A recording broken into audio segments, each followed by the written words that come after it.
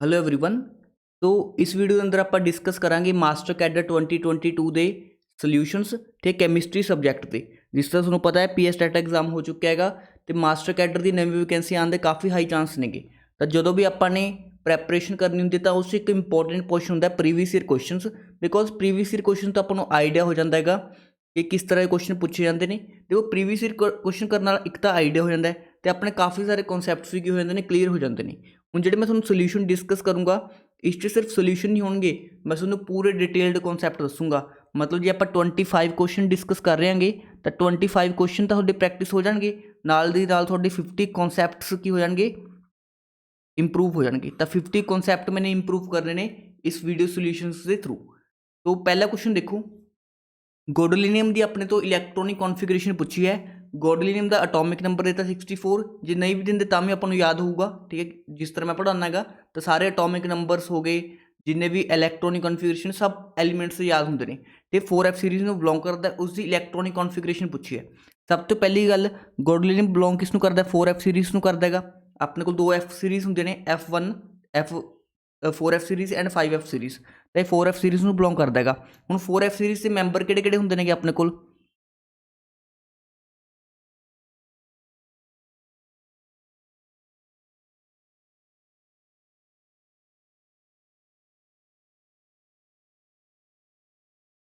देखो जो मैंने मैंबर्स लिखते यही अपने को की होंगे ने 4F सीरीज़ के मैंबर होंगे ने 58 तो लैके 71 तक। हूँ तुम सोच रहे होंगे कि मैंने ये एलीमेंट्स किस तरह लिखते, तो इसकी ट्रिक्स होंगे ने, वो ट्रिक्स भी मैं थोड़ा सिखावागा जिस नाल थोड़ी इंप्रूवमेंट होएगी। बट सारे एलीमेंट्स अपने याद होने चाहिए ने। उरे तो अपने को 64 की पूछेगा, आप तो सारे एलीमेंट्स ही याद करांगे। इलैक्ट्रॉनिक कॉन्फिगरेशन देख लो, उरे 58 59 60 61 एटॉमिक नंबर 62 63 64 65 66 67 68 69 70 71 टोटल 14 एलीमेंट्स होंगे ने अपने को 4F सीरीज़ के अंदर। हुण अपने को इलैक्ट्रॉनिक कॉन्फिगरेशन लिख ली, सब तो पहले सारे एलीमेंट्स याद होने चाहिए थे। हुण एलीमेंट्स को किस तरह याद किया मैंने, तो मैंने एक शॉर्ट ट्रिक बना रखी हैगी, उसके थ्रू तुम याद कर सकते हो। ट्रिक थोड़ी जी फनी है बट याद करने से थोड़ा हेल्पफुल होएगी। जिस तरह मैंने 1 सैकेंड के अंदर सारी सीरीज लिखती, तुम भी लिख पाओगे।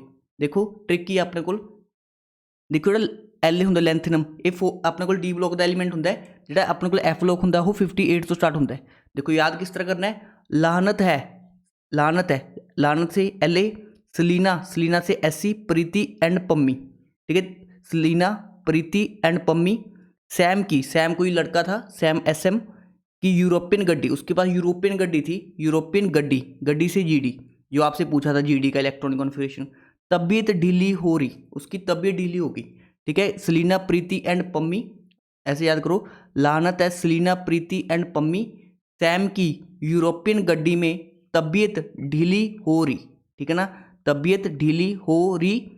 तुम, जब किसी की तबीयत ढीली हो जाती है तो हमारा कलर चेंज हो जाता है। तुम येलो से ब्लू, ठीक है, उसका कलर चेंज हो गया, येलो से ब्लू हो गया, ठीक है, डर गई मतलब वो, ठीक है ना। तो इस तरह से हम याद कर सकते हैं इसको, ठीक है। आपको लगेगा कि ये फनी सी ट्रिक है, बट अगर आप एक दो बार प्रैक्टिस करोगे तो आपको ईजिली याद हो जाएगा।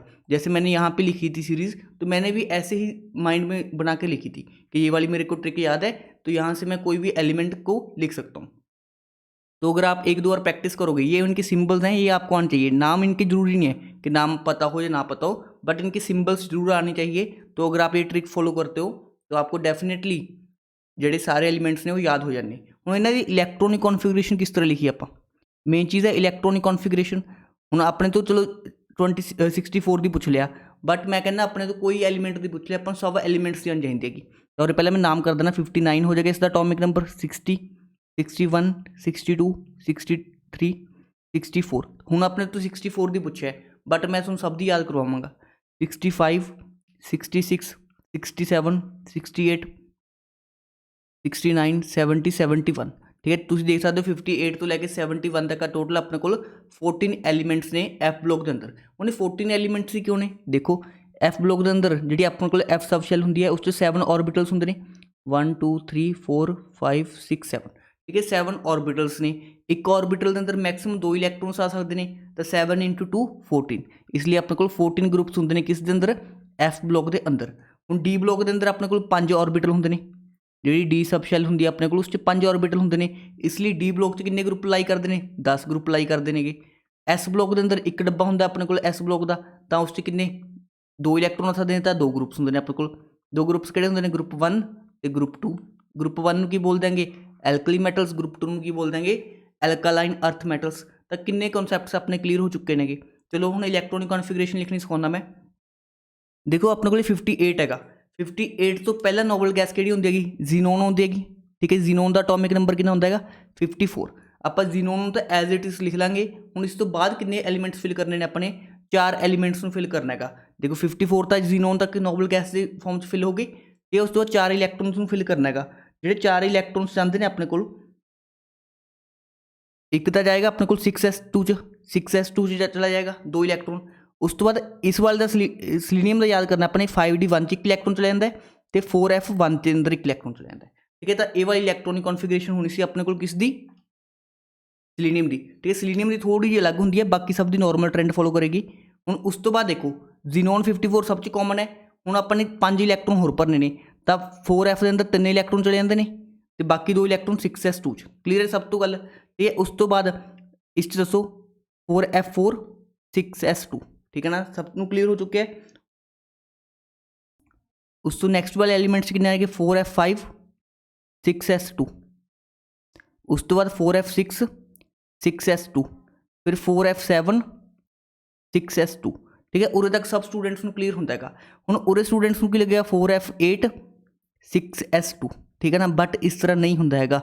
इस तरह नहीं होंदा, क्यों नहीं होंदा हैगा, जिहड़ी जीडी दी इलैक्ट्रॉनिक कॉन्फिगरेशन होंदी है वो होंदी है 4f7 ही रह जाता है, जिहड़ा 1 इलैक्ट्रॉन है वो 5d के अंदर चला जाता है, तो 6s2 एज इट इज़ रह जाता है। इसका रीजन की हो सकता हैगा, इसका रीजन होंदा है half field configuration.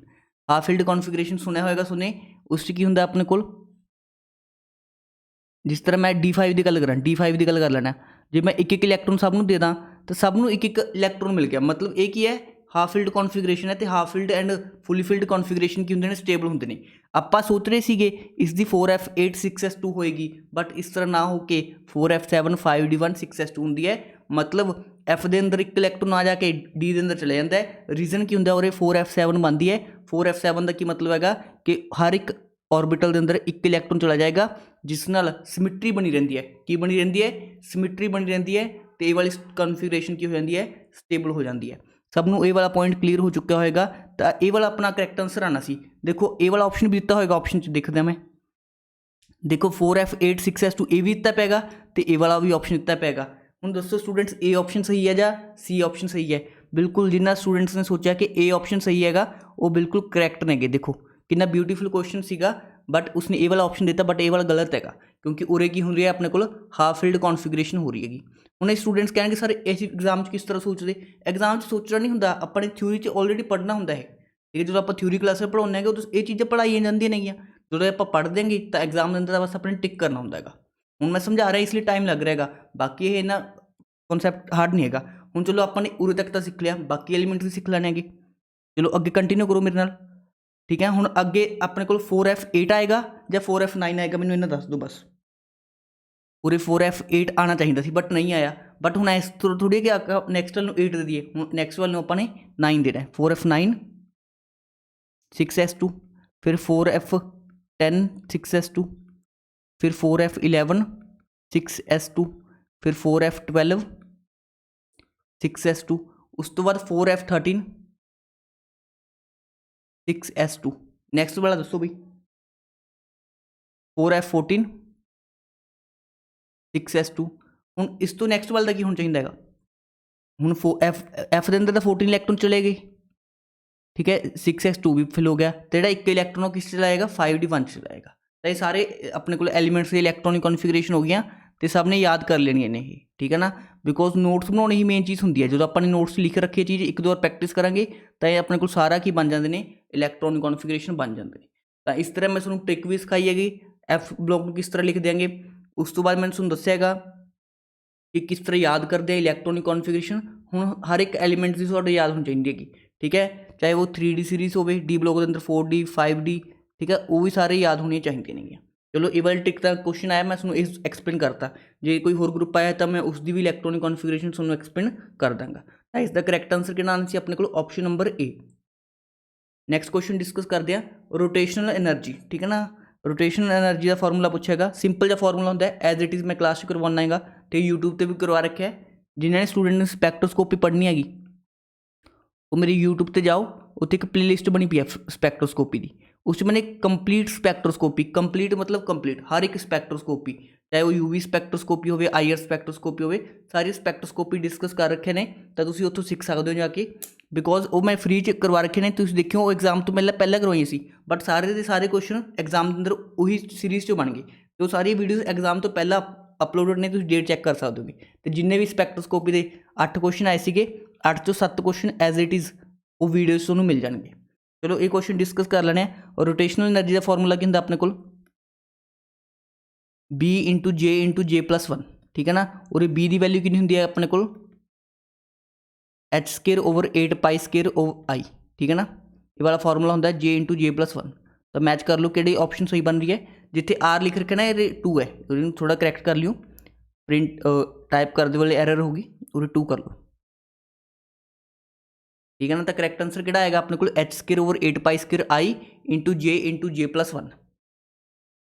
Option number B की बन जाएगा इस क्वेश्चन का सही आंसर बन जाएगा। और किस तरह क्वेश्चन बन सकता है, हुण जे रोटेशनल स्पैक्ट्रोस्कोपी किसी मॉलिक्यूल ने शो करनी है तो उसका सिलेक्शन रूल की होंदा है। और रोटेशनल स्पैक्ट्रोस्कोपी सिलेक्शन रूल की होंदा अपने को, सिलेक्शन रूल की होंदा, सिलेक्शन रूल होंदा परमानेंट डाइपोल मूवमेंट, उस एलीमेंट को परमानेंट डाइपोल मूवमेंट होना चाहिए, परमानेंट डाइपोल मूवमेंट। तो मैनू चलो मैं तुहानूं कुछ एग्जाम्पल दिना, इन्हां तुसीं दसना किहड़े एलीमेंट्स ने जिहड़े वो रोटेशनल एक्टिव होणगे, ठीक है। H2O, CO2, उस तो इलावा NH3, ठीक है ना। 3 एलीमेंट्स जो दसना तुसीं किहड़े रोटेशनल एक्टिव हैगे ने, ठीक है ना। 3 एलीमेंट्स जो रोटेशनल एक्टिव एलीमेंट्स नूं तुसीं दसना हैगा। उस तो next question very important as it is test series आप डिस्कस कर देंगे, ठीक है। अपने को कोई हाइड्रोकार्बन हैगा, ठीक है, ऑक्सीजन हैगा तो CO2 हैगा, उन्होंने का किहड़ा फॉर्मूला हाइड्रोकार्बन का होएगा। तो देखो अपने को हाइड्रोकार्बन इन जनरल CXHY नाल रिप्रेजेंट कर लेने, उसका अपने को 15 ml है। उस तो बाद अपने को ऑक्सीजन है, ऑक्सीजन दी है 45 ml। उस तो बाद कंबशन के बाद CO2 प्रोड्यूस होंदी हैगी, तो वह अपने को 30 ml। हुण आपां नूं पता जो भी आपां किसी हाइड्रोकार्बन का कंबशन करवाने, कंबशन किसी चीज़ नूं अग लाउणा किस दी प्रेजेंस हुंदा है, ऑक्सीजन की प्रेजेंस च। किसी भी हाइड्रोकार्बन का आपां कंबशन करवाने ऑक्सीजन की प्रेजेंस च, तो CO2 प्लस अपने को वाटर मिलता है, ठीक है ना। कार्बन डाइऑक्साइड प्लस वाटर मिलता है। हुण इन्हां रेशो देखो 15:45:30 दिता है, तो आप यह जी रिएक्शन देखा जिन्हां च ए वाला रेशो बनेगा। हुण आपां नूं रिएक्शन बैलेंस करना चाहिए, बैलेंसिंग किस तरह होंदी हैगी वही मैं तुहानूं सिखाऊंगा। फिर बैलेंसिंग आपां ने किस तरह करनी होंदी हैगी वही आपां डिस्कस करते हैं। जैसे C2H6 हैगा, अपने ऑक्सीजन की प्रेजेंस च कंबशन करवाना है, तो अपने को CO2 प्लस वाटर बनेगा। हुण कंबशन लई मेरी ट्रिक सीख लो, ये ट्रिक तो बाद तुहाडा कोई भी क्वेश्चन एरर नहीं होगा। सब तो पहले कार्बन बैलेंस करने, सब तो पहला कार्बन बैलेंस, उरे 2 कार्बन उरे 1 कार्बन, तो उरे 2 लगा दो, कार्बन बैलेंस हो गया। उस तो बाद हाइड्रोजन को बैलेंस कर लो, हाइड्रोजन उरे कितने ने, 6 हाइड्रोजन ने, उरे 2 हाइड्रोजन ने, तो उरे 3 लगा दो, हाइड्रोजन भी बैलेंस हो गया। हुण लास्ट से अपने ऑक्सीजन बैलेंस करने, उरे देखो 4 ते 3 7 ऑक्सीजन ने, उरे 2 ऑक्सीजन ने, तो उरे लगा दो 7/2। क्लीयर है अपने को। हुण देखो ए वाले रिएक्शन के अकॉर्डिंग अपना आंसर सही बनेगा या नहीं बनेगा। उरे 15 ml है, उरे 45 दिता क्वेश्चन के अकॉर्डिंग, उरे 30 है, ठीक है। मतलब रेशो जी होनी चाहिए 1:3:2 की होनी चाहिए इन्होंने तीनों रेशो। तो उरे देखो अपने को उरे 1 मोल आ रहा है, उरे 7/2 आ रहा है कॉफिशेंट, उरे 2 आ रहा है, तो उरे 1:3.5:2 का रेशो बन जाएगा। बट ये वाला रेशो करैक्ट नहीं है, अपन चाहिए 1:3:2 क्वेश्चन के अकॉर्डिंग। नैक्सट आप ऑप्शन चेक कर देंगे, C2H4 plus O2 giving CO2 plus water. हुण रिएक्शन तुसीं बैलेंस करना है, सब तो पहला कार्बन बैलेंस, फिर हाइड्रोजन बैलेंस, फिर ऑक्सीजन बैलेंस। चलो करो बई सब आपके अकॉर्डिंग सॉल्व। तो कार्बन बैलेंस किया और मैंने 2 लगाता, फिर आप हाइड्रोजन बैलेंस करना, और 4 हाइड्रोजन उरे 2 हाइड्रोजन, तो आप उरे 2 लगाता। उस तो बाद अपने को ऑक्सीजन की बारी आती है, उरे 2 ऑक्सीजन है, उरे 4 ते 2 6 ऑक्सीजन, उरे अपने लगाता 3, तो और रेशो की बनना है 1:3:2। देखो ये पूरी रेशो की हो रही है, फिट हो रही है जी अपन चाहिए सी। तो इसका करैक्ट आंसर क्या आएगा अपने को, option number B। Correct answer क्या आएगा, ऑप्शन नंबर B। ਹੁਣ ਕੁਐਸਚਨ ਤੁਸੀਂ ਉਰੇ ਨਹੀਂ ਮਿਸ ਕਰਨਾ, ਬਾਕੀ ਦੋ ਆਪਸ਼ਨ ਆਪਦੇ ਐਂਡ ਤੇ ਟਰਾਈ ਕਰਨੀ ਹੈ, ਉਹਨਾਂ ਨੂੰ ਬੈਲੈਂਸ ਕਰਕੇ ਦੇਖੋ ਤੇ ਦੇਖੋ ਕੀ ਰੇਸ਼ੋ ਬਣ ਰਿਹਾ ਹੈ ਹਾਈਡਰੋਕਾਰਬਨ, ਆਕਸੀਜਨ ਤੇ ਕਾਰਬਨ ਡਾਈਆਕਸਾਈਡ ਦਾ। ਇਹ ਤੁਹਾਡਾ ਵਰਕ ਹੈਗਾ, ਠੀਕ ਹੈ ਨਾ। ਬਾਕੀ ਦੋ ਆਪਸ਼ਨ ਤੁਸੀਂ ਖੁਦ ਚੈੱਕ ਕਰਨੀਆਂ ਨੇਗੀਆਂ। ਹੁਣ ਮੈਂ ਦੋ ਆਪਸ਼ਨ ਤੁਹਾਡੇ ਲਈ ਚੈੱਕ ਕਰਤੀਆਂ, ਤਾਂ ਥਰਡ ਤੇ ਫੋਰਥ ਆਪਸ਼ਨ ਤੁਸੀਂ ਖੁਦ ਚੈੱਕ ਕਰਨੀ ਹੈ। ਦੇਖੋ ਇਹ ਕੁਐਸਚਨ ਇਸ ਤਰ੍ਹਾਂ ਹੀ ਸੋਲਵ ਹੁੰਦੇ ਨੇਗੇ। ਹੁਣ ਜੇ ਉਹ ਆਪਸ਼ਨ ਲਾਸਟ ਦਿੰਦਾ ਤਾਂ ਤੁਹਾਡਾ ਟਾਈਮ ਲੱਗ ਜਾਂਦਾ, ਬਟ ਉਸਨੇ ਸੈਕਿੰਡ ਆਪਸ਼ਨ ਦਿੱਤਾ ਹੈ ਬਿਕੋਜ਼ ਸਟੂਡੈਂਟ ਇਸ ਤਰ੍ਹਾਂ ਹੀ ਚੈੱਕ ਕਰ ਪਾਉਂਦੇ ਇਸ ਕੁਐਸਚਨ ਨੂੰ, ਠੀਕ ਹੈ। ਇਹ ਵਾਲਾ question as it is test series the question ਹੈ ਵੀ, ਠੀਕ ਹੈ। ਸਪੈਸੀਫਿਕ ਕੰਡਕਟੈਂਸ ਦਿੱਤੀ ਆਪਾਂ ਨੂੰ ਤੇ ਆਪਣੇ ਤੋਂ ਇਕੁਇਲੈਂਟ ਕੰਡਕਟੈਂਸ ਪੁੱਛਿਆ ਹੈ। ਇਕੁਇਲੈਂਟ ਕੰਡਕਟੈਂਸ ਦਾ ਕੀ ਫਾਰਮੂਲਾ ਹੁੰਦਾ ਬਈ, ਕਾਪਾ ਇੰਟੂ 1000 ਓਵਰ ਨੋਰਮੈਲਿਟੀ। ਤਾਂ ਆਪਣੇ ਕੋਲ ਕਾਪਾ ਸਪੈਸੀਫਿਕ ਕੰਡਕਟੈਂਸ ਹੁੰਦੀ ਹੈਗੀ, ਇਸ ਦੀ ਵੈਲਿਊ ਤੇ 2.06 ਇੰਟੂ 10⁻³ ਨੋਰਮੈਲਿਟੀ ਆਪਾਂ ਨੂੰ ਇੱਥੇ 0.02, ਤਾਂ ਪੁੱਟ ਕਰ ਦਿਓ ਵੈਲਿਊਜ਼ ਬਸ 2.06 ਇੰਟੂ 10⁻³ ਇੰਟੂ 1000 ਨੂੰ ਮੈਂ 10⁻³ ਲਿਖ ਦੇਣਾ ਓਵਰ, ਠੀਕ ਹੈ 0.02। ਤਾਂ ਇਸ ਨੂੰ ਇਸ ਲਿਖ ਸਕਦੇ, ਇਹ ਤਾਂ ਕੱਟ ਗਿਆ ਆਪਸ 'ਚ, ठीक है। 2.06 डिवाइड बाई 2 इंटू 10⁻², तो -2 ऊपर एक प्लस हो जाएगा, मतलब 206 डिवाइड बाई 2, तो कितना बन जाएगा 103। तो देख लो किहड़ा ऑप्शन है 103 वाला। बहुत ही simple question C, as it is test series चो ही आया सीगा, ठीक है। यूट्यूब पर पिया लैक्चर तुसीं देख सकते हो, ठीक है। Number of vibrational modes in C2H6, ठीक है ना। तो अपने को दो फॉर्मूलाज होंगे ने, दो फॉर्मूलाज आप डिस्कस कर देंगे। एक होंदा गा 3n-5 तो एक होंदा अपने को 3n-6, ठीक है। यही दो फॉर्मूला डिस्कस करते होंगे आप। 3n-5 यूज़ होंदा लीनियर मॉलिक्यूल्स लई, तो 3n-6 यूज़ होंदा अपने को नॉन लीनियर मॉलिक्यूल्स लई, नॉन लीनियर मॉलिक्यूल्स लई। बस अपने ही डिसाइड करना सी C2H6 लीनियर है या नॉन लीनियर है। तो C2H6 कुछ इस तरह का मॉलिक्यूल होएगा, इस तरह का मॉलिक्यूल होएगा। हुण तुहानूं पता हो कार्बन की हाइब्रिडाइजेशन की है sp3, जो भी sp3 हाइब्रिडाइजेशन होती है मॉलिक्यूल नॉन लीनियर हो जाता है। ये तो वैसे भी क्लीयर है, कोई लीनियर तो किसी तरफ तो है ही नहीं, तो नॉन लीनियर मॉलिक्यूल हो गया। हुण n की होंदा अपने को टोटल नंबर ऑफ एटम्स, ठीक है। n की होंदा एटम्स, C2H6 कितने एटम्स ने, 2 कार्बन के एटम, 6 हाइड्रोजन के एटम, मतलब n की वैल्यू कितनी हो जाएगी 8। तो वैल्यू पुट कर दो 3 इंटू 8 - 6, 24 - 6 डेट इज 18। ये किहड़ा ऑप्शन बन जाएगा, ऑप्शन ए, ठीक है। Number of possible isomers of iridium Cl2, ठीक है ना। चलो ये डिस्कस कर लेंगे RHCl2, ठीक है। थोड़ा सा क्वेश्चन मिस हो गया, और EN ट्वाइस कर लियो ब्रैकेट, ठीक है ना। EN ट्वाइस भी आएगा। हुण अपने को ये क्वेश्चन कंप्लीट हो गया, ठीक है ना। इसमें करैक्ट कर लो क्वेश्चन, और ब्रैकेट EN ट्वाइस भी कर लो। हुण देखो इस क्वेश्चन को किस तरह आप सॉल्व करना सीगा, देखो EN की होंदा बाइडेंटेड लिगेंड होंदा अपने को, तो इस तरह अपने को जुड़ जाएंगे, तो Cl अपने को उरे Cl उरे, ठीक है। एक पॉसिबिलिटी तो ए बन रही है अपने को, क्लीयर है। ए वाली कि फॉर्म होगी, ट्रांसफॉर्म होगी, बिकॉज इस अंदर Cl की ने आपस च ऑपोजिट साइड से ने। जो आप सैकेंड पॉसिबिलिटी की गल करिए,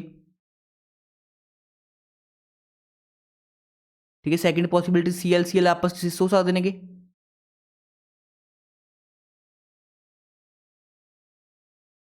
ठीक है। बट ए वाली फॉर्म की है अपने को, ए वाली फॉर्म के अंदर कोई प्लेनो सिमिट्री नहीं है, ठीक है। कोई प्लेनो सिमिट्री नहीं है, मतलब इसका ऑप्टिकल आइसोमेरिज्म एग्जिस्ट करेगा। ऑप्टिकल आइसोमेरिज्म की करेगा, इसका एग्जिस्ट करेगा, मतलब इसके दो फॉर्म्स एग्जिस्ट करनगियां। एक होएगी अपने को, मतलब 2 इनैंशियोमेरिक फॉर्म्स की करनगियां इसदियां एग्जिस्ट करनगियां, मतलब इसके 2 इनैंशियोमर्स पॉसिबल नहीं।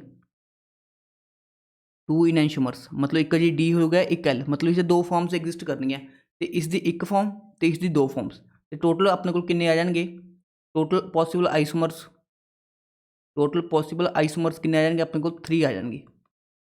तो इसका करैक्ट आंसर 3 बनना सी, बट 3 ऑप्शन च नहीं दिता सीगा। जिहड़ा इन्होंने सही आंसर मनना सी डेट इज़ 4, बट 4 का कोई लॉजिक नहीं आया, बिकॉज मास्टर कैडेट 2022 च काफ़ी क्वेश्चन गलत सीगे। इसका आंसर 4 दिता गया सीगा, बट इसका करैक्ट आंसर 3 आना सीगा। ते GNDU नूं जिहड़ी कोर्ट ने GNDU नूं रिपोर्ट दित्ती सीगी, GNDU नूं कहा सी कि आंसर नूं रिवाइज करके भेजो, तो GNDU ने भी इसका आंसर 3 दिता सीगा। ते मैंने भी जो पेपर आया सी उस तो नैक्सट डे सोल्यूशन डिस्कस किया ही, तो उदों भी 3 ही आंसर दिता गया सीगा, बिकॉज किन्ने भी बुक्स चैक कर लो, सब 3 आंसर दिता है, तो लॉजिकली भी अपन पता चल रहा है कि इसका आंसर 3 ही होएगा। तो इसका करैक्ट आंसर सीगा 3, करैक्ट आंसर मेरे अकॉर्डिंग 3 आएगा। बट इन आंसर की ਠੀਕ ਹੈ 4 ਨੂੰ ਹੀ ਮੰਨਿਆ ਗਿਆ, ਠੀਕ ਹੈ 4 ਮੰਨਿਆ ਗਿਆ, ਠੀਕ ਹੈ। ਤਾਂ ਤੁਹਾਡੀ ਇੱਛਾ ਹੋਏਗੀ ਜੀ ਨੈਕਸਟ ਟਾਈਮ ਕੁਐਸਚਨ ਹੁੰਦਾ ਹੈ ਜੇ 3 ਆਪਸ਼ਨ ਦੇ 3 ਟਿਕ ਕਰ ਦਿਓ, ਜੇ 4 ਆਉਂਦਾ ਹੈਗਾ ਤਾਂ ਫਿਰ 4 ਹੀ ਕਰ ਦਿਓ। ਚਲੋ ਇਹ ਵਾਲਾ ਕੁਐਸਚਨ ਤਾਂ ਕਾਫੀ ਇੰਪੋਰਟੈਂਟ ਹੈ, ਘੱਟੋ ਘੱਟ 10 ਐਗਜ਼ਾਮ ਦੇ ਅੰਦਰ ਇਹ ਕੁਐਸਚਨ ਰਿਪੀਟ ਹੋ ਚੁੱਕੇ ਹੈ, ਠੀਕ ਹੈ। ਇਲੈਕਟ੍ਰੋਨ ਐਫਿਨਿਟੀ, ਠੀਕ ਹੈ। ਇਲੈਕਟ੍ਰੋਨ ਐਫਿਨਿਟੀ ਕੀ ਹੁੰਦੀ ਹੈ? ਇਲੈਕਟ੍ਰੋਨਸ ਨੂੰ ਆਪਦੇ ਵੱਲ ਅਟਰੈਕਟ ਕਰਨ ਦੀ ਟੈਂਡੈਂਸੀ। ਆਪਾਂ ਸੋਚਦੇ ਹਾਂ ਫਲੋਰੀਨ ਸਭ ਤੋਂ ਇਲੈਕਟ੍ਰੋਨੈਗੇਟਿਵ ਹੈ ਤਾਂ ਇਹ ਵਾਲਾ ਟ੍ਰੈਂਡ ਆਏਗਾ, ਬਟ ਇਹ ਵਾਲਾ ਟ੍ਰੈਂਡ ਨਹੀਂ ਹੁੰਦਾ ਫੋਲੋ। ਇਸ ਦਾ ਰੀਜ਼ਨ ਹੁੰਦਾ ਹੈਗਾ, ਮੈਂ ਉਹ ਰੀਜ਼ਨ ਵੀ ਐਕਸਪਲੇਨ ਕਰ ਦੇਣਾ। ਜਿਹੜਾ ਐਗਜ਼ੈਕਟ ਟ੍ਰੈਂਡ ਹੁੰਦਾ ਕਲੋਰੀਨ, ਫਲੋਰੀਨ, ਬ੍ਰੋਮੀਨ, ਆਇਓਡੀਨ, ਇਹ ਵਾਲਾ ਟ੍ਰੈਂਡ ਫੋਲੋ ਹੁੰਦਾ ਹੈਗਾ। ਇਸ ਦਾ ਰੀਜ਼ਨ ਕੀ ਹੁੰਦਾ ਹੈਗਾ? ਦੇਖੋ ਜਿਸ ਤਰ੍ਹਾਂ ਆਪਣੇ ਕੋਲ ਇੱਕ ਫਲੋਰੀਨ ਐਟਮ ਹੈਗਾ ਛੋਟਾ ਜਿਹਾ, ਇੱਕ ਕਲੋਰੀਨ ਐਟਮ ਹੈ ਰਿਲੇਟਿਵਲੀ ਇਸ ਤੋਂ ਬੜੇ ਸਾਈਜ਼ ਹੈਗਾ। ਹੁਣ ਜਦੋਂ ਇਲੈਕਟ੍ਰੋਨ ਆਉਣਾ ਚਾਹੇਗਾ, ਕਿਉਂਕਿ ਫਲੋਰੀਨ ਦੇ 3 ਲੋਨ ਪੇਅਰਸ ਹੁੰਦੇ ਨੇ, ਸਭ ਸਟੂਡੈਂਟਸ ਨੂੰ ਪਤਾ ਹੈ, ਜਦੋਂ ਇਲੈਕਟ੍ਰੋਨ ਨੂੰ ਆਪਦੇ ਵੱਲ ਅਟਰੈਕਟ ਕਰੇਗਾ ਤਾਂ ਰਿਪਲਸ਼ਨ ਸਟਰੋਂਗ ਹੁੰਦੀ ਹੈ, ਇਸ ਕਰਕੇ ਫਲੋਰੀਨ ਇਸ ਨੂੰ ਐਕਸੈਪਟ ਨਹੀਂ ਕਰ ਪਾਉਂਦਾ ਤੇ ਐਫ ਨੈਗੇਟਿਵ 'ਚ ਈਜ਼ੀਲੀ ਕਨਵਰਟ ਨਹੀਂ ਹੋ ਪਾਉਂਦਾ। ਬਟ ਕਲੋਰੀਨ ਦੇ ਉੱਪਰ 3 ਲੋਨ ਪੇਅਰਸ ਨੇਗੇ ਤੇ ਜੋ ਇਲੈਕਟ੍ਰੋਨ ਆਉਂਦਾ ਈਜ਼ੀਲੀ ਐਕਸੈਪਟ ਕਰ ਲੈਂਦਾ, Cl- ਬਣ ਜਾਂਦਾ। ਇਸ ਕਰਕੇ ਜਿਹੜੀ ਆਪਣੇ ਕੋਲ ਇਲੈਕਟ੍ਰੋਨੈਗੇਟਿਵਿਟੀ ਹੁੰਦੀ ਹੈਗੀ ਉਹ ਕਲੋਰੀਨ ਦੀ ਜ਼ਿਆਦਾ ਹੋ ਜਾਂਦੀ ਹੈਗੀ, ਠੀਕ ਹੈ। ਐਜ਼ ਇਟ ਇਜ਼ ਐਕਸੈਪਸ਼ਨ ਦੇ ਤੌਰ 'ਤੇ ਵੀ ਪੜ੍ਹਾ ਦਿੰਦੇ ਹਾਂ ਅਤੇ ਇਸ ਦਾ ਲੌਜੀਕਲ ਵੀ ਐਕਸਪਲੇਨੇਸ਼ਨ ਵੀ ਦੇ ਦਿੰਦੇ ਹਾਂ, ਠੀਕ ਹੈ ਨਾ। ਚਲੋ ਇੱਕ ਤੁਹਾਡੇ ਲਈ ਕੁਐਸਚਨ ਹੈਗਾ, ਤੁਸੀਂ ਕਮੈਂਟ ਸੈਕਸ਼ਨ ਦੱਸਣਾ ਕਿ ਇਲੈਕਟ੍ਰੋਨੈਗੇਟਿਵਿਟੀ ਅਤੇ ਇਲੈਕਟ੍ਰੋਨ ਐਫਿਨਿਟੀ 'ਚ ਕੀ ਡਿਫਰੈਂਸ ਹੁੰਦਾ ਹੈਗਾ। ਇਹ ਤੁਸੀਂ ਐਕਸਪਲੇਨ ਕਰਨਾ ਡਿਫਰੈਂਸ ਬਿਟਵੀਨ ਇਲੈਕਟ੍ਰੋਨੈਗੇਟਿਵਿਟੀ ਐਂਡ ਇਲੈਕਟ੍ਰੋਨ ਐਫਿਨਿਟੀ, ਠੀਕ ਹੈ। ਇਲੈਕਟ੍ਰੋਨ ਐਫਿਨਿਟੀ ਅਤੇ ਇਲੈਕਟ੍ਰੋਨ ਨੈਗੇਟਿਵਿਟੀ 'ਚ ਕੀ ਡਿਫਰੈਂਸ ਹੁੰਦਾ ਹੈ ਉਹ ਤੁਸੀਂ ਮੈਨੂੰ ਐਕਸਪਲੇਨ ਕਰਨਾ ਹੈਗਾ ਕੁਐਸਚਨ ਦੇ ਅੰਦਰ, ਨੀਚੇ ਕਮੈਂਟ ਸੈਕਸ਼ਨ ਦੇ ਅੰਦਰ, ਠੀਕ ਹੈ। ਬਹੁਤ ਈਜ਼ੀ ਕੁਐਸਚਨ ਸੀਗਾ, ਠੀਕ ਹੈ। If the absolute temperature of a gas is double, ਠੀਕ ਹੈ, ਟੈਂਪਰੇਚਰ ਆਪਾਂ ਡਬਲ ਕਰਤਾ and pressure is reduce to half, pressure reduce ਕਰਤਾ, ਵੋਲਿਊਮ ਵਿਲ ਵੀ, ਠੀਕ ਹੈ। ਦੇਖੋ P is inversely proportional to V, ਇਹ ਕਿਹੜਾ ਲਾਅ ਹੁੰਦਾ ਆਪਣੇ ਕੋਲ? ਬੋਇਲਸ ਲਾਅ ਹੁੰਦਾ ਹੈ। ਮਤਲਬ ਜੇ ਆਪਾਂ ਪ੍ਰੈਸ਼ਰ ਇਨਕਰੀਜ਼ ਕਰਾਂਗੇ ਤਾਂ ਵੋਲਿਊਮ ਇਨਕਰੀਜ਼ ਹੋ ਜਾਏਗਾ, ਬਟ ਉਹਦੇ ਪ੍ਰੈਸ਼ਰ ਨੂੰ ਰਿਡਿਊਸ ਕਰਤਾ ਹਾਫ ਤਾਂ ਵੋਲਿਊਮ ਕੀ ਹੋ ਜਾਏਗਾ? ਡਬਲ ਹੋ ਜਾਏਗਾ। ਅਤੇ and V is directly proportional to T, ਅਤੇ ਵੀ ਡਾਇਰੈਕਟਲੀ ਪ੍ਰੋਪੋਰਸ਼ਨਲ ਟੂ ਕਿਹੜਾ ਹੁੰਦਾ ਹੈਗਾ? ਚਾਰਲਸ ਲਾਅ ਹੁੰਦਾ ਹੈਗਾ। ਮਤਲਬ ਜੇ ਆਪਾਂ ਟੈਂਪਰੇਚਰ ਨੂੰ ਡਬਲ ਕਰਾਂਗੇ ਤਾਂ ਆਪਣੇ ਕੋਲ ਵੋਲਿਊਮ ਵੀ ਕੀ ਹੋ ਜਾਏਗਾ? ਡਬਲ ਹੋ ਜਾਏਗਾ। ਤਾਂ ਉਰੇ ਉਸਨੇ ਕੀ ਕੀਤਾ ਹੈਗਾ, ਠੀਕ ਹੈ। If the absolute volume of a gas is double, volume ਨੂੰ ਡਬਲ ਕਰਤਾ ਤਾਂ ਟੈਂਪਰੇਚਰ ਨੂੰ ਡਬਲ ਕਰਤਾ ਤਾਂ ਵੋਲਿਊਮ ਡਬਲ ਹੋ ਜਾਏਗਾ, ਅਤੇ ਪ੍ਰੈਸ਼ਰ ਨੂੰ ਰਿਡਿਊਸ ਕਰਤਾ ਤਾਂ ਵੀ ਵੋਲਿਊਮ ਇਨਕਰੀਜ਼ ਹੋ ਜਾਏਗਾ। ਦੋਵੇਂ ਨਾਲ ਦੋ ਫੈਕਟਰ 'ਤੇ ਇਨਕਰੀਜ਼ ਹੋ ਜਾਏਗਾ, ਮਤਲਬ ਇਸ ਨਾਲ ਵੀ ਕੀ ਹੋ ਜਾਏਗਾ? ਡਬਲ ਹੋ ਜਾਏਗਾ, ਇਸ ਨਾਲ ਵੀ ਡਬਲ ਹੋ ਜਾਏਗਾ, ਤਾਂ ਓਵਰਆਲ 4 ਟਾਈਮਸ ਕੀ ਹੋ ਜਾਏਗਾ? ਇਨਕਰੀਜ਼ ਹੋ ਜਾਏਗਾ। ਤਾਂ ਇਹ ਕੁਐਸਚਨ ਆਪਾਂ ਔਰਲੀ ਕਰ ਸਕਦੇ ਸੀਗੇ, ਸਭ ਤੋਂ ਈਜ਼ੀ ਕੁਐਸਚਨ ਕਹਿ ਸਕਦਾ ਇਸ ਨੂੰ ਮੈਂ। ਤਾਂ 4 ਟਾਈਮਸ ਨਾਲ ਕੀ ਹੋ ਜਾਏਗਾ? ਵੋਲਿਊਮ ਇਨਕਰੀਜ਼ ਹੋ ਜਾਏਗਾ। ਲੌਜਿਕਲੀ ਸੋਚੋ, ਟੈਂਪਰੇਚਰ ਇਨਕਰੀਜ਼ ਕੀਤਾ, ਵੋਲਿਊਮ ਇਨਕਰੀਜ਼ ਹੋ ਗਿਆ, ਕਿਉਂਕਿ ਟੈਂਪਰੇਚਰ ਡਬਲ ਕੀਤਾ ਹੈ ਤਾਂ ਵੋਲਿਊਮ ਵੀ ਡਬਲ ਹੋ ਗਿਆ। ਹੁਣ ਪ੍ਰੈਸ਼ਰ ਵੀ ਰਿਡਿਊਸ ਕੀਤਾ ਹੈ ਤਾਂ ਵੀ ਵੋਲਿਊਮ ਡਬਲ ਹੋ ਗਿਆ, ਡਬਲ 4 ਟਾਈਮਸ, ਤਾਂ ਕੀ ਹੋ ਜਾਏਗਾ? ਵੋਲਿਊਮ ਇਨਕਰੀਜ਼ ਹੋ ਜਾਏਗਾ। ਦੇਖੋ 2 ਆਪਸ਼ਨ ਤਾਂ ਆਪਾਂ ਡਾਇਰੈਕਟਲੀ ਕੱਢ ਸਕਦੇ, ਕਿਸ ਤਰ੍ਹਾਂ ਕਿ ਟੈਂਪਰੇਚਰ ਇਨਕਰੀਜ਼ ਹੋਇਆ, ਵੋਲਿਊਮ ਤਾਂ ਇਨਕਰੀਜ਼ ਹੋਣਾ ਹੀ ਹੈ, ਤਾਂ ਰਿਡਿਊਸ ਵਾਲਾ ਆਪਸ਼ਨ ਨਹੀਂ ਹੋ ਸਕਦਾ, ਰਿਮੇਨ ਅਨਚੇਂਜ ਵਾਲਾ ਨਹੀਂ ਹੋ ਸਕਦਾ। ਹੁਣ ਕਨਫਿਊਜ਼ਨ ਹੋਣੀ ਸੀ ਡਬਲ ਤੇ ਇਨਕਰੀਜ਼ ਬਾਈ 4 ਟਾਈਮਸ। ਦੇਖੋ ਇੱਕ ਟੈਂਪਰੇਚਰ ਨਾਲ ਡਬਲ ਹੋ ਗਿਆ ਅਤੇ ਪ੍ਰੈਸ਼ਰ ਰਿਡਿਊਸ ਨਾਲ ਵੀ ਡਬਲ ਹੋ ਗਿਆ, ਕਿਉਂਕਿ ਜਦੋਂ ਪ੍ਰੈਸ਼ਰ ਘਟਾਵਾਂਗੇ ਵੋਲਿਊਮ ਇਨਕਰੀਜ਼ ਹੋ ਜਾਏਗਾ। ਤੁਸੀਂ ਖੁਦ ਹੀ ਸੋਚੋ, ਮੇਰੇ ਕੋਲ ਇੱਕ ਕੰਟੇਨਰ ਹੈਗਾ, ਉਸ ਦੇ ਅੰਦਰ ਮੋਲੀਕੂਲਸ ਪ੍ਰੈਜ਼ੈਂਟ ਨੇ ਕਾਫੀ ਸਾਰੇ। ਹੁਣ ਇਸ 'ਤੇ ਮੈਂ ਪ੍ਰੈਸ਼ਰ ਹਟਾਤਾ, ਇਨਕਰੀਜ਼ ਕਰਤਾ, ਪ੍ਰੈਸ਼ਰ ਇਨਕਰੀਜ਼ ਕਰਤਾ ਉਰੋਂ, ਤਾਂ ਐਟਮਸ ਕੀ ਹੋਣਗੇ? ਕਲੋਜ਼ ਆ ਜਾਣਗੇ, ਕਲੋਜ਼ ਆ ਜਾਣਗੇ, ਵੋਲਿਊਮ ਕੀ ਹੋ ਜਾਏਗਾ? ਘੱਟ ਜਾਏਗਾ, ਠੀਕ ਹੈ। ਐਟਮਸ ਦਾ ਵੋਲਿਊਮ ਜਾਂ ਮੋਲੀਕੂਲਸ ਦਾ ਵੋਲਿਊਮ ਕੀ ਹੁੰਦਾ ਹੈ? ਕਿੰਨੀ ਉਹਨਾਂ ਨੇ ਜਗ੍ਹਾ ਘੇਰ ਰੱਖੀ ਹੈਗੀ। ਜੇ ਆਪਾਂ ਉਹਨੂੰ ਕੰਪਰੈਸ ਕਰ ਦਾਂਗੇ ਤਾਂ ਵੋਲਿਊਮ ਘੱਟ ਜਾਏਗਾ, ਜੇ ਆਪਾਂ ਉਹਨੂੰ ਐਕਸਪੈਂਡ ਕਰਾ ਦਾਂਗੇ ਤਾਂ ਵੋਲਿਊਮ ਇਨਕਰੀਜ਼ ਹੋ ਜਾਏਗਾ।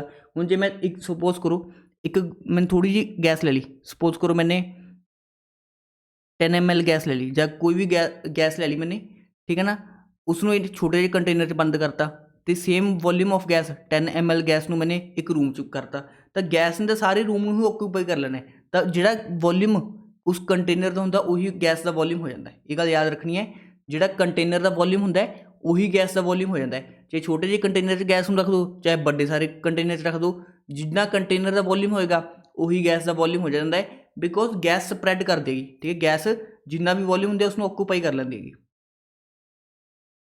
ਠੀਕ ਹੈ। ਕਰੈਕਟ ਆਰਡਰ ਆਫ ਬੇਸਿਸਿਟੀ, ਠੀਕ ਹੈ। ਬੇਸਿਸਿਟੀ ਕੀ ਹੁੰਦੀ ਹੈ ਬਈ? ਬੇਸਿਸਿਟੀ ਕੀ ਹੁੰਦੀ ਹੈ?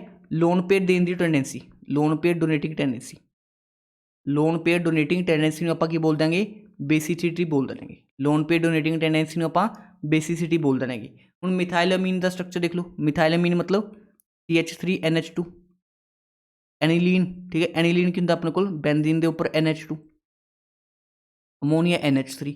ਸਭ ਤੋਂ ਲੀਸਟ ਬੇਸਿਕ ਕਿਹੜਾ ਹੋਏਗਾ? ਦੇਖੋ ਜਿਹੜਾ ਇਹ ਲੋਨ ਪੇਅਰ ਨਾਈਟ੍ਰੋਜਨ ਹੈ ਇਹ ਪਾਰਟ ਹੈ ਕਿਸ ਦਾ? Resonance, part of resonance.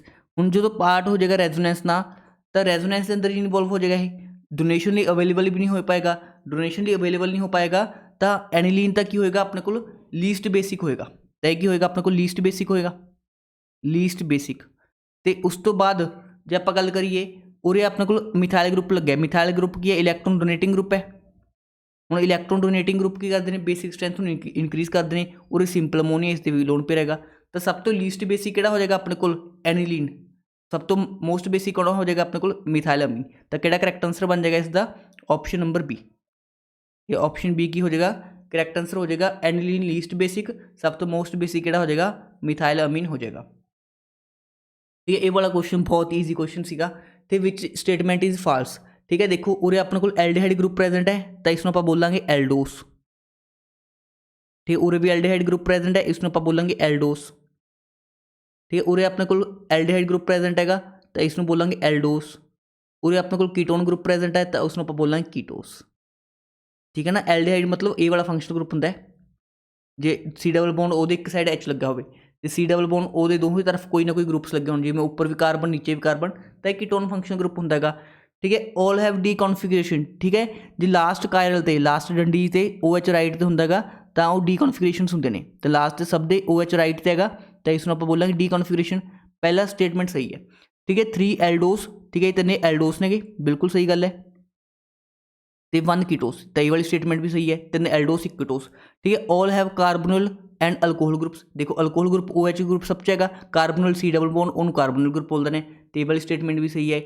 All are ਐਲਡੋਸ sugar, ਸਭੀ ਸਾਰੇ ਐਲਡੋਸ ਨਹੀਂ ਬਈ, ਲਾਸਟ ਵਾਲਾ ਕੀ ਆਪਣੇ ਕੋਲ ਕੀਟੋਸ ਹੈ, ਲਾਸਟ ਵਨ ਇਜ਼ ਕੀਟੋਸ। ਤਾਂ ਕਿਹੜਾ ਫਾਲਸ ਸਟੇਟਮੈਂਟ ਪੁੱਛਿਆ ਉਸਨੇ, ਫਾਲਸ ਸਟੇਟਮੈਂਟ 'ਚ ਕਿਹੜਾ ਆਂਸਰ ਸੀ ਆਪਸ਼ਨ ਡੀ। ਇੰਨਾ ਈਜ਼ੀ ਕੁਐਸਚਨ ਸਭ ਸਟੂਡੈਂਟਸ ਨੇ ਸਹੀ ਕੀਤਾ ਹੋਣਾ। ਚਲੋ ਇਹ ਵਾਲਾ ਕੁਐਸਚਨ ਬਹੁਤ ਵਧੀਆ ਸੀਗਾ, ਇਹ ਲੈਂਗਮਿਊਰ ਆਈਸੋਥਰਮ ਤੋਂ ਪੁੱਛਿਆ ਗਿਆ ਸੀਗਾ, ਲੈਂਗਮਿਊਰ ਆਈਸੋਥਰਮ। ਠੀਕ ਹੈ, x/m ਕਿਸ ਦੇ ਕੋਲ ਹੁੰਦਾ ਹੈ AP/1 + BP। ਠੀਕ ਹੈ, ਇਹ ਵਾਲੀ ਇਕੁਏਸ਼ਨ ਸਭ ਸਟੂਡੈਂਟਸ ਨੇ ਪੜ੍ਹੀ ਹੋਣੀ ਹੈ। ਠੀਕ ਹੈ, AP/1 + BP, ਬਸ ਇਸ ਨੂੰ ਥੋੜਾ ਜਿਹਾ ਰੀਅਰੇਂਜ ਕਰਕੇ ਲਿਖਣਾ ਸੀਗਾ। ਹੁਣ ਜੇ ਇਸ ਨੂੰ ਆਪੋਜ਼ਿਟ ਕਰਦਾ 1/x/m ਤਾਂ ਉਹ ਕਿਸ ਦੇ ਕੋਲ ਆ ਜਾਏਗਾ 1 + BP/AP। ਹੁਣ ਇਹਨੂੰ ਇੰਡੀਵਿਜੂਅਲੀ ਲਿਖ ਲੈਣਾ 1/AP + BP/AP। ਠੀਕ ਹੈ ਨਾ, ਹਰ ਇੱਕ ਨੂੰ ਅਪੋਨ ਦੀ ਫਾਰਮ 'ਚ ਲਿਖ ਲਿਆ ਤਾਂ ਉਰੇ ਆਪਣੇ ਕੋਲ P ਨਾਲ P ਕੱਟ ਦੇਗਾ ਤਾਂ ਬਚ ਕੀ ਜਾਏਗਾ 1/AP + B/A। ਠੀਕ ਹੈ, ਕਿਸ ਦੇ ਕੋਲ ਆ ਜਾਏਗਾ 1/x/m। ਠੀਕ ਹੈ, ਲੈਂਗਮਿਊਰ ਆਈਸੋਥਰਮ ਹੈ, ਪੂਰਾ ਮੈਂ ਡਿਟੇਲ ਦੇ ਅੰਦਰ ਪੜ੍ਹਾਉਣਾ ਆਪਦੀ ਕਲਾਸ ਦੇ ਅੰਦਰ। ਤਾਂ ਕਿਹੜਾ ਕਰੈਕਟ ਬਣ ਜਾਏਗਾ ਆਪਸ਼ਨ ਬੀ ਕਰੈਕਟ ਹੋ ਜਾਏਗਾ ਇਸ ਕੁਐਸਚਨ ਲਈ। ਠੀਕ ਹੈ ਨਾ, ਤਾਂ ਉਸਨੇ ਲੈਂਗਮਿਊਰ ਦੀ ਫਾਰਮ ਪੁੱਛਿਆ ਸੀਗਾ ਤਾਂ ਐਜ਼ ਇਟ ਇਜ਼ ਇਹ ਕੁਐਸਚਨ ਟੈਸਟ ਸੀਰੀਜ਼ 'ਚੋਂ ਹੀ ਕਰਵਾਇਆ ਗਿਆ ਸੀਗਾ। ਠੀਕ ਹੈ, if de Broglie wavelength of hydrogen is in 4th orbit is 4 angstrom the circumference of the radius. Circumference ਦਾ ਮਤਲਬ ਕੀ ਹੁੰਦਾ ਹੈਗਾ ऑर्बिट ਦਾ 2πr। ਸਰਕਲ ਦਾ ਜਿਹੜਾ ਪੈਰੀਮੀਟਰ ਹੁੰਦਾ ਉਸ ਨੂੰ ਆਪਾਂ ਸਰਕਮਫਰੈਂਸ ਬੋਲ ਦਿੰਦੇ ਹੈਗੇ। ਠੀਕ ਹੈ, ਡੀ ਬਰੋਗਲੀ ਵੇਵਲੈਂਥ ਦਿੱਤੀ ਆਪਾਂ ਨੂੰ, ਲੈਮਡਾ ਦੀ ਵੈਲਿਊ ਦਿੱਤੀ ਹੈਗੀ 4 ਐਂਗਸਟ੍ਰॉम ਤੇ 4th ऑर्बिट ਮਤਲਬ n ਦੀ ਵੈਲਿਊ ਕਿੰਨੀ ਦਿੱਤੀ ਆਪਣੇ ਕੋਲ 4। ਹੁਣ ਕਿਹੜਾ ਫਾਰਮੂਲਾ ਯੂਜ਼ ਕਰਨਾ ਸੀ ਉਰੇ, ਆਪਣੇ ਕੋਲ ਦੋ ਮਾਡਲ ਯੂਜ਼ ਹੋਣੇ ਸੀ, ਇੱਕ ਤਾਂ ਬੋਹਰ ਮਾਡਲ ਯੂਜ਼ ਹੋਣਾ ਸੀਗਾ, ਬੋਹਰ ਦਾ ਮਾਡਲ ਯੂਜ਼ ਹੋਣਾ ਸੀ, ਤੇ ਇੱਕ ਡੀ ਬਰੋਗਲੀ ਵੇਵਲੈਂਥ ਦਾ ਕਨਸੈਪਟ ਯੂਜ਼ ਹੋਣਾ ਸੀ, ਡੀ ਬਰੋਗਲੀ ਵੇਵਲੈਂਥ ਦਾ ਕਨਸੈਪਟ। ਤੇ ਇਹ ਦੋ ਕਨਸੈਪਟ ਦੇ ਬੇਸ 'ਤੇ ਕੁਐਸਚਨ ਸੀਗਾ, ਚਲੋ ਮੈਂ ਡਿਸਕਸ ਕਰ ਲੈਣਾ ਤੁਹਾਡੇ ਨਾਲ। ਠੀਕ ਹੈ, ਦੇਖੋ ਬੋਹਰ ਦਾ ਮਾਡਲ ਜਦੋਂ ਪੜ੍ਹਦੇ ਹਾਂ ਆਪਾਂ ਤਾਂ ਉਸ 'ਚ ਇੱਕ ਪੋਸਟੂਲੇਟ ਹੁੰਦਾ ਹੈਗਾ MVR = NH/2π, ਜਿਸ ਨੂੰ ਆਪਾਂ ਕੁਆਂਟਾਈਜੇਸ਼ਨ ਆਫ ਐਂਗੂਲਰ ਮੋਮੈਂਟਮ ਬੋਲ ਦਿਆਂਗੇ। ਇਸ ਦੇ ਅੰਦਰ ਕੀ ਹੁੰਦਾ, ਜਿਹੜਾ ਐਂਗੂਲਰ ਮੋਮੈਂਟਮ ਹੁੰਦਾ ਦੇਖੋ ਮਾਸ ਇੰਟੂ ਵੈਲੋਸਿਟੀ ਲੀਨੀਅਰ ਮੋਮੈਂਟਮ ਹੁੰਦਾ, ਜਦੋਂ ਇਸ ਨੂੰ ਆਪਾਂ r ਨਾਲ ਮਲਟੀਪਲਾਈ ਕਰ ਦਿੰਦੇ ਹਾਂ ਤਾਂ ਉਹ ਕੀ ਹੁੰਦਾ ਆਪਣੇ ਕੋਲ ਐਂਗੂਲਰ ਮੋਮੈਂਟਮ ਹੁੰਦਾ ਹੈਗਾ। ਤਾਂ ਐਂਗੂਲਰ ਮੋਮੈਂਟਮ ਕੀ ਹੁੰਦਾ, ਇੰਟੀਗਰਲ ਮਲਟੀਪਲ ਆਫ h/2π ਹੁੰਦਾ ਹੈ, ਮਤਲਬ ਇਸ ਦੀ ਵੈਲਿਊ ਹੁੰਦੀ ਹੈ NH/2π। ਡੀ ਬਰੋਗਲੀ ਵੇਵਲੈਂਥ ਦੇ ਅਕੋਰਡਿੰਗ ਲੈਮਡਾ = h/mv ਹੁੰਦਾ ਹੈਗਾ। ਠੀਕ ਹੈ, ਸਭ ਨੂੰ ਪਤਾ ਹੈਗਾ ਡੀ ਬਰੋਗਲੀ ਵੇਵਲੈਂਥ ਦਾ ਫਾਰਮੂਲਾ ਹੁੰਦਾ ਹੈ h/mv। ਤਾਂ ਆਪਣੇ ਤੋਂ 2πr ਦੀ ਵੈਲਿਊ ਪੁੱਛੀ ਸੀਗੀ, ਠੀਕ ਹੈ, ਆਪਣੇ ਤੋਂ ਕੁਐਸਚਨ ਅੰਦਰ 2πr ਦੀ ਵੈਲਿਊ ਪੁੱਛੀ ਸੀਗੀ। ਠੀਕ ਹੈ ਨਾ, ਤਾਂ ਮੈਂ ਇਸ ਨੂੰ ਥੋੜਾ ਜਿਹਾ ਰੀਅਰੇਂਜ ਕਰ ਲੈਣਾ ਹੈਗਾ ਤਾਂ ਮੇਰੇ ਕੋਲ r ਕਿਸ ਦੇ ਕੋਲ ਆ ਜਾਏਗਾ NH/2πmv। ਠੀਕ ਹੈ, ਇਸ h/mv ਨੂੰ ਮੈਂ ਕੀ ਲਿਖ ਸਕਦਾ, ਲੈਮਡਾ ਲਿਖ ਸਕਦਾ। ਤਾਂ ਆਪਣੇ ਕੋਲ r ਦੀ ਵੈਲਿਊ ਕੀ ਆ ਜਾਏਗੀ n λ/2π। ਤਾਂ ਆਪਣੇ ਤੋਂ 2πr ਦੀ ਵੈਲਿਊ ਪੁੱਛੀ ਸੀਗੀ, ਉਹ n ਲੈਮਡਾ ਦੇ ਇਕੁਅਲ ਆ ਜਾਣੀ ਸੀ। n ਆਪਾਂ ਨੂੰ 4 ਦਾ ਸੀ, 4th ऑर्बिट, ਲੈਮਡਾ ਦੀ ਵੈਲਿਊ 4 ਐਂਗਸਟ੍ਰॉम ਦਿੱਤੀ ਸੀਗੀ, ਤਾਂ ਆਂਸਰ ਕਿੰਨਾ ਆ ਜਾਣਾ ਸੀ 16 ਐਂਗਸਟ੍ਰॉम ਆ ਜਾਣਾ ਸੀ। ਵੈਰੀ ਵਧੀਆ ਕੁਐਸਚਨ, ਠੀਕ ਹੈ, ਵੈਰੀ ਇੰਪੋਰਟੈਂਟ ਕੁਐਸਚਨ ਕਹਿ ਸਕਦੇ ਹਾਂਗੇ। ਤੇ ਇਸ ਦੇ ਬੇਸ ਤੁਹਾਡੇ ਤੋਂ ਨੈਕਸਟ ਟਾਈਮ ਵੀ ਪੁੱਛਿਆ ਜਾ ਸਕਦਾ ਹੈਗਾ। ਠੀਕ ਹੈ, ਬੋਹਰ ਮਾਡਲ ਨੂੰ ਤਾਂ ਚੰਗੀ ਤਰ੍ਹਾਂ ਕਰ ਲਿਓ। ਤੇ ਬੋਹਰ ਮਾਡਲ 'ਚ ਆਪਾਂ ਨੂੰ ਰੇਡੀਅਸ ਫਾਈਂਡ ਆਊਟ ਕਰਨਾ ਚਾਹੀਦਾ ਹੈਗਾ, ਜਿਸ ਦਾ ਫਾਰਮੂਲਾ ਹੁੰਦਾ 0.529 × n² / z। ਠੀਕ ਹੈ, ਉਸ ਤੋਂ ਇਲਾਵਾ ਵੈਲੋਸਿਟੀ ਦਾ ਫਾਰਮੂਲਾ ਆਉਣਾ ਚਾਹੀਦਾ ਹੈਗਾ 2.18 इंटू 10⁻⁶ मीटर पर सैकेंड, ठीक है, इंटू Z/n। उस तो बाद तुहानूं याद होना चाहिए हैगा एनर्जी का formula -13.6 into Z²/n² electron volt पर एटम, ठीक है। जिस तरह मेरे फार्मूला याद ने सब फार्मूला तुहाडे भी याद होने चाहिए, ये ਤਾਂ ਹੀ ਆਪਾਂ क्वेश्चन के अंदर कंपीट कर पावांगे। बिकॉज जो मास्टर कैडर का एग्जाम उस 150 क्वेश्चन होंगे ने, ठीक है, टाइम बहुत घट होंगे, 150 मिनट बहुत घट होंगे ने। बट कैमिस्ट्री एक अजिहा पोर्शन है जिसके अंदर 50 चों 35 क्वेश्चन तो यहो होंगे ने जोड़े आप ऑलरेडी क्लास के अंदर कर लाँगे, ठीक है। मतलब कुछ क्वेश्चन कैलकुलेटिव होंगे ने, वो दिमाग फार्मूले अपने एज इट इज़ पढ़े होंगे ने, बट उत्थे अप्लाई करने टाइम लगता है। बट जो आप 35 question as it is class के अंदर पढ़े होंगे उन्होंने जस्ट जाके अपन टिक करना होगा। इसलिए कहने कैमिस्ट्री पर खास फोकस करना है। बिकॉज देखो आप B.Ed कर देंगे, B.Ed करने का फायदा की आप जो कोई प्रॉपर मास्टर कैडर की तैयारी नहीं की, PS टैट क्लीयर किया, B.Ed की, B.Ed तो 80-90 हज़ार पता नहीं कितना लग जाता, लाख रुपये वांगू लग जाएगा, ठीक है। आप उन्हें इतों इन्वैसट कर देंगे। बट जो आप मास्टर कैडर लिए कोचिंग नहीं करते, सैल्फ स्टडी कर देंगे, तो सैल्फ स्टडी बहुत बढ़िया चीज़ होंगी है। बट जो तुहाडे कोल टाइम है, जो टाइम नहीं है तो कोचिंग करो, ठीक है। मेरे नाल ज्वाइन कर सकते हो, chemistry A to Z app हैगी, एप्लीकेशन डाउनलोड कर लो, उत्थे जाके पहले डैमो वीडियोज़ देखो। डैमो वीडियोज़ देखने नाल तुहानूं की होएगा, तुहानूं पता चले किस तरह का कंटेंट पढ़ाया जा रहा है, ठीक है ना। मेरे नाल कॉन्टैक्ट भी कर सकते हो 8437068169 ते अबाउट माई सैल्फ, ठीक है। मैंने मास्टर कैडर के अंदर तो नहीं कुछ किया है क्योंकि मैं मास्टर कैडर कभी दिता नहीं गा, बट CSIR NET कैमिस्ट्री के अंदर मेरा ऑल इंडिया रैंक 47 सीगा। कैमिस्ट्री की फील्ड का कोई एग्जाम नहीं जो मैं क्लीयर ना किया हो, तो इसलिए तुसीं कैमिस्ट्री जो पढ़ना चाहते हो डिटेल के अंदर, जिस नाल तुहाडे एज इट इज़ पूरे 35+ तो एज इट इज़ क्वेश्चन अपने नोट्स तो असाइनमेंट्स तो आ जाए एट अफोर्डेबल फीस, तो तुसीं कॉन्टैक्ट कर सकते हो, ठीक है। मैक्सिमम एफिशिएंसी, ठीक है, एफिशिएंसी का फार्मूला होंदा है 1 - TC/TH, ठीक है। TC होंदा कोल्ड टैंपरेचर, TH की होंदा हॉट टैंपरेचर। TC का मतलब होंदा टैंपरेचर ऑफ सिंक, मतलब जो छोटा टैंपरेचर होएगा, ठीक है। TH टैंपरेचर ऑफ सोर्स, मतलब जो हायर टैंपरेचर होएगा। तो 100 डिग्री सेल्सियस मतलब 373 केल्विन, ठीक है। 25 डिग्री सेल्सियस मतलब 298 केल्विन। वैल्यूज पुट कर दो 1 - 298/373 इंटू 100 कर देंगे, अपने को एफिशिएंसी आ जाएगी। तो इसमें सॉल्व कर लेना, 20% के अराउंड आंसर आ जाएगा, ठीक है। Ratio of ortho and para hydrogen at high temperature, ठीक है। तुहानूं पता है जो ऑर्थो तो पैरा का रेशियो होंगे 3:1 as it is test series करवाया क्वेश्चन, ठीक है। Out of the following alkyl halide which will fast reaction with AgNO3, ठीक है। AgNO3 नाल बहुत फास्ट रिएक्शन कौन देगा, जिसका स्टेबल कार्बोकटाइन बनेगा। तुहानूं पता AgNO3 नाल रिएक्शन करके AgCl के PPTs मिल जाते हैं अपने को, तो AgCl के PPT कौन जल्दी देगा, जो सब तो स्टेबल कार्बोकटाइन होगा। तिना कार्बोकटाइन बना के देख लो, ठीक है। और C पॉजिटिव बन जाएगा, Cl हटा रहा मैं, ठीक है। और A वाला कार्बोकटाइन बन जाएगा, और A वाला कार्बोकटाइन बन जाएगा, तो और A वाला कार्बोकटाइन बन जाएगा, ठीक है ना। सब तो स्टेबल 3 डिग्री वाला होंगे, तो अपने को फास्टेस्ट AgNO3 ना रिएक्शन किहड़ा देगा, ऑप्शन नंबर A। बट जो उसने ऑर्डर पूछ लेंदा की करैक्ट ऑर्डर आएगा, तो करैक्ट ऑर्डर की आएगा सब तो ज़्यादा A, फिर आ जाएगा अपने को ये अपने को 2 डिग्री हो गया, ये अपने को 1 डिग्री हो गया, फिर उस तो बाद आएगा अपने को C, फिर B, फिर D, ठीक है। ये प्रॉपर ऑर्डर बन जाएगा रेट का, ठीक है ना। बट उसने सिर्फ फास्टेस्ट पूछा सीगा, तो अपना ऑप्शन A आ गया। बट जो ऑर्डर पूछ लेंदा तो ये वाला ऑर्डर बन जाता, ठीक है। इन्हों चो किन्ना दी CFSE सेम हैगी, ठीक है ना। ऑक्टाहेड्रल फील्ड पूछा जा,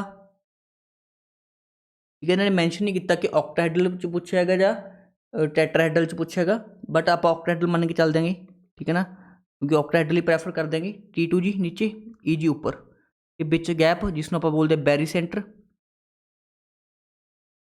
लाइन ऑफ जीरो एनर्जी बोल देना बैरी सेंटर में। नीचे वाली एनर्जी की होंगी है, नीचे वाले ऑर्बिट में T2G, इस अपने को DXY, DYZ एंड DXZ आ जाते हैं, तो EG के अंदर अपने को DX² - Y² एंड DZ² आ जाते हैं।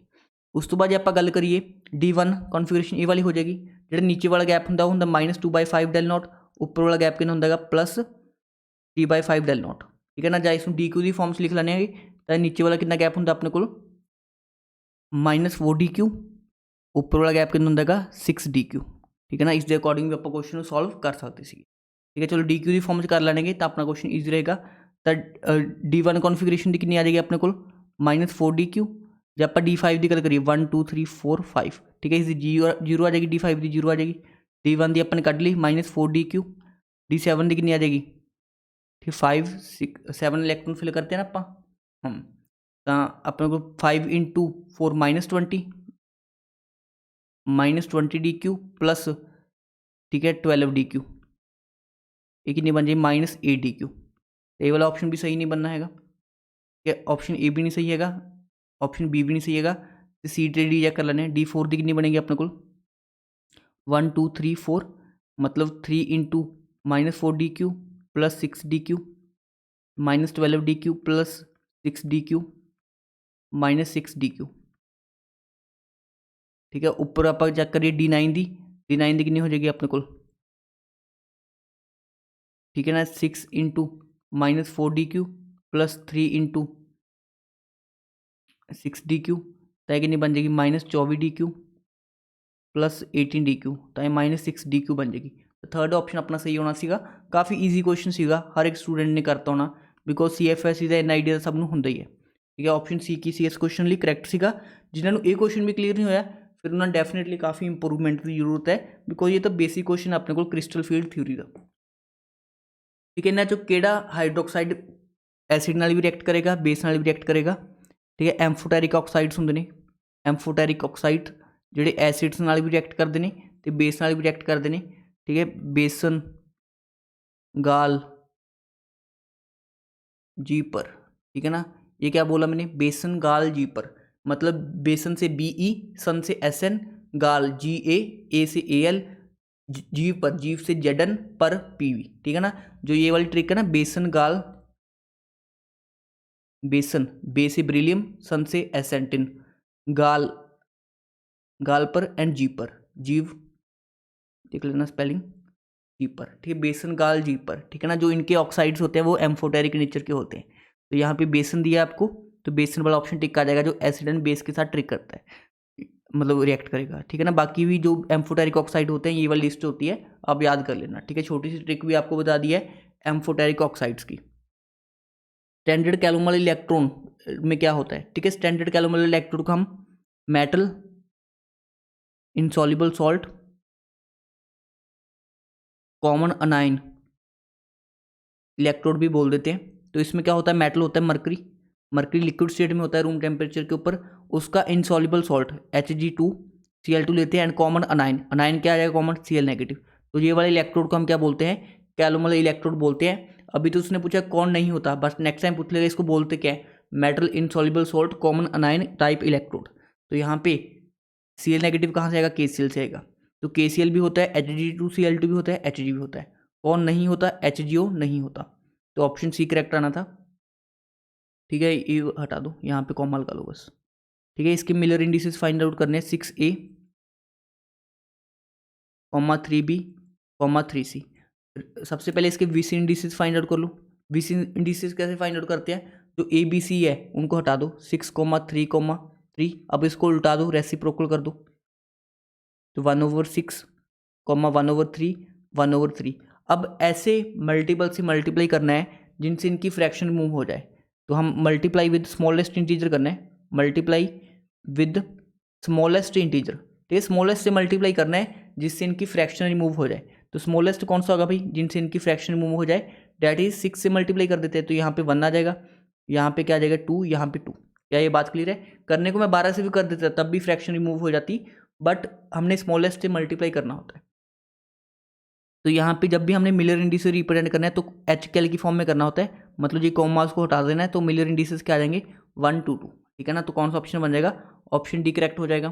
तो आप मेरे लिए क्वेश्चन कर देना 3A, 4B, 5C, ठीक है। फाइंड मिलर इंडिसेस, ठीक है। इस प्लेन के क्या मिलर इंडिसेस होंगे तो आपने मेरे को बता देने कमेंट सेक्शन के अंदर, ठीक है। KP फॉर द रिएक्शन, ठीक है ना, KP फॉर द रिएक्शन की वैल्यू पूछा है, तो आपको पता है KP = KC RT की पावर डेल्टा Ng होता है। यहाँ पे डेल्टा Ng क्या होता है, प्रोडक्ट के मोल्स, प्रोडक्ट्स के टोटल मोल्स माइनस रिएक्टेंट के टोटल गैसेस मोल्स होते हैं। तो जैसे हमारे पास रिएक्शन है 2SO3 gas giving 2SO2 gas plus O2 gas, तो यहाँ पे प्रोडक्ट्स के टोटल गैसेस मोल्स कितने हैं, 3 हैं, यहाँ पे 2 हैं, मतलब प्रोडक्ट्स माइनस रिएक्टेंट करेंगे 3 - 2 1, ठीक है ना। तो डेल्टा Ng की वैल्यू कितनी आ जाएगी 1 आ जाएगी, तो के पी इज इक्वल टू के सी आर टी की पावर 1 आ जाएगा। तो यहाँ पे के पी के सी के इक्वल आ जाएगा, ठीक है। तो ऑप्शन डी क्या आना था इस क्वेश्चन का, करेक्ट आंसर आ जाना था, ठीक। के पी ओवर के सी का रेशियो पूछ लिया इस क्वेश्चन में, यहाँ पे आप साइन लगा देना। तो यहाँ पे डेल्टा एन जी की वैल्यू निकालो, 1 - 1 - हाफ, ठीक है, 1 - 1/2 सॉरी 1 - 3/2 आएगा। तो यहाँ पे कितना आ जाएगा, 2 एलसीएम आ जाएगा, 2 - 3, ठीक है, डेट इज माइनस हाफ आ जाएगा ना, सही किया मैंने, हाँ माइनस हाफ आ जाएगा। तो देख लो क्या बनेगा रिलेशन, के पी इज इक्वल टू के सी आर टी की पावर डेल्टा एन जी।